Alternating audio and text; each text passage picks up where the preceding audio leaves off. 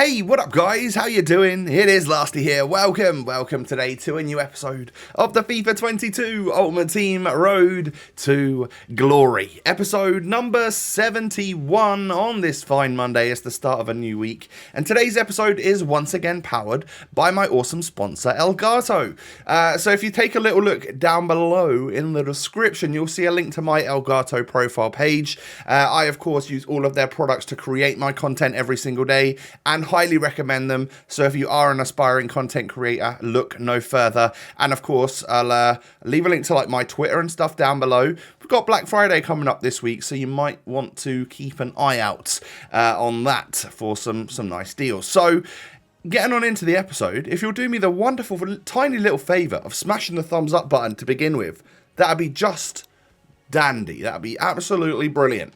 5,000 likes, that is your target. It's one of my goals for this week is to hit some nice like targets. So if you could smash 5,000, that'd be amazing. And of course, subscribe to the channel as well if you're new. Pushing towards 540k still, and I'd love to hit that soon. So I've swapped my regular team out for this right here. Which is there's 7 Eredivisie players in there. I had to go out and buy, I think, Gravenberch, Timber, and left back Tagliafico. I had to go out and buy those 3 players. The rest I had in my club. And I really wanted to get the squad foundations players for the Eredivisie. I know that we've also now got Liga NOS, and I would say some of those players look fantastic as well.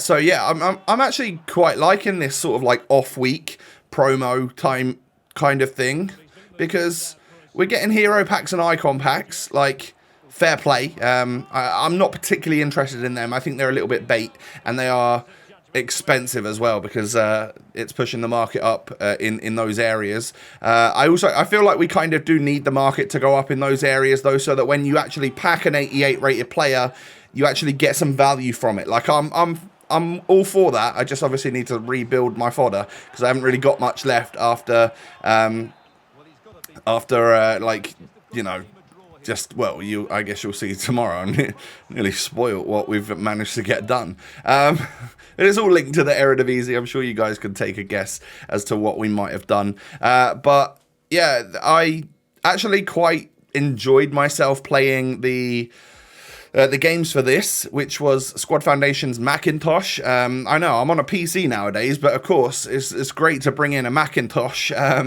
I wonder how many people have made that sort of joke over the last, like, couple of days since he's been out. Essentially, I switched the team up because it was feeling a little bit rubbish, and I realised I could just do this French 4 players, that little triangle of players there.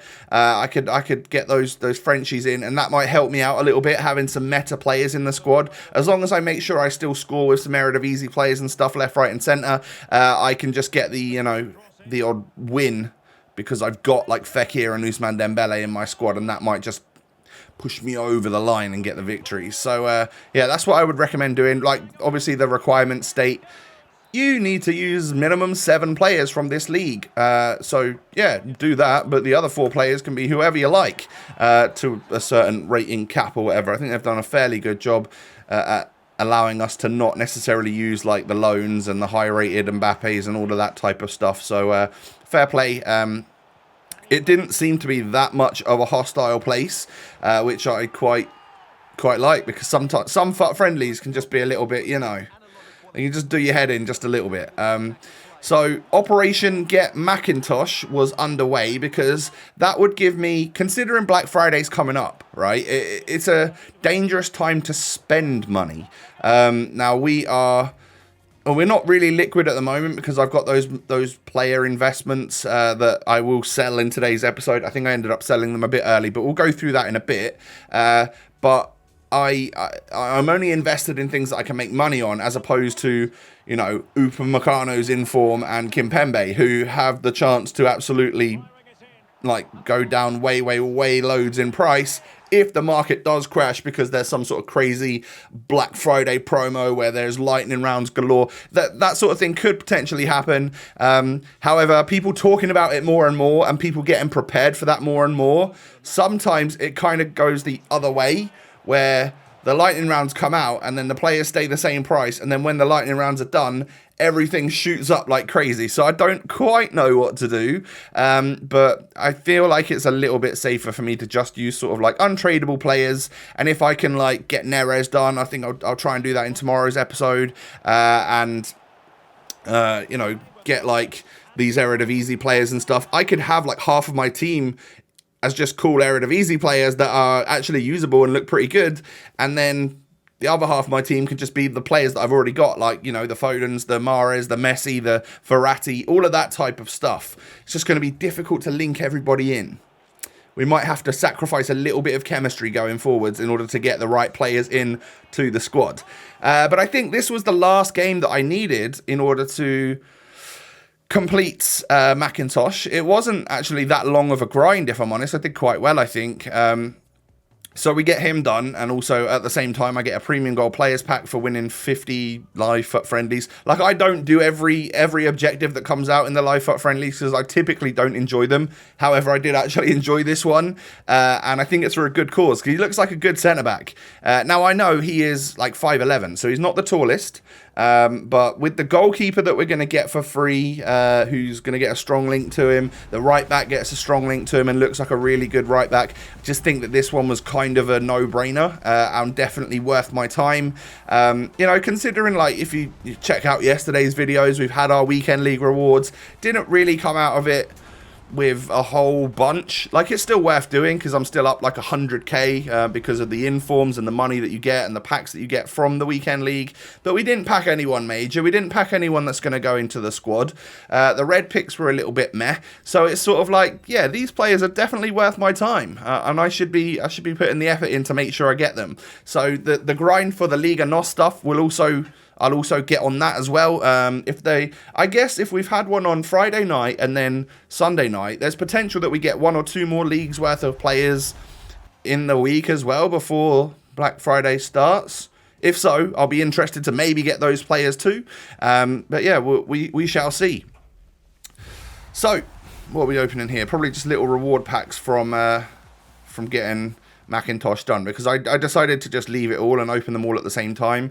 And actually, these are really good because, you know, they're just little packs here and there, but what they're doing is they're putting a few rare and quite a few non-rare golds into my club, making things like marquee matchups actually available for me to do, because my club has been completely mudded and I have nothing really in there. So any of these packs, I'm buzzing to see like some rubbish non-rare gold enter the club, because it just helps. It helps me out, gives me a little bit of something to work with when it comes to like marquee matchups and stuff. It's certainly like the rebuild of the club, and I like that you just get that done simply by doing objectives.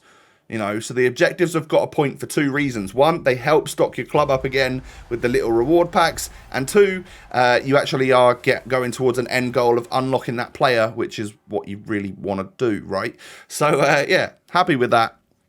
And from the Premium Gold Players Pack, we are going to get ourselves a board player. Okay, I mean, it's Simon Kjær, absolute legend, of course, for being the like first responder on the Christian Eriksen scene. But yeah, we get him. It's not the greatest 25k pack, but like I said, all of those players can just go in towards marquee matchups and all of the other SBCs that I've neglected over the last couple of days. So I was really on it. This was obviously from like when it first came out.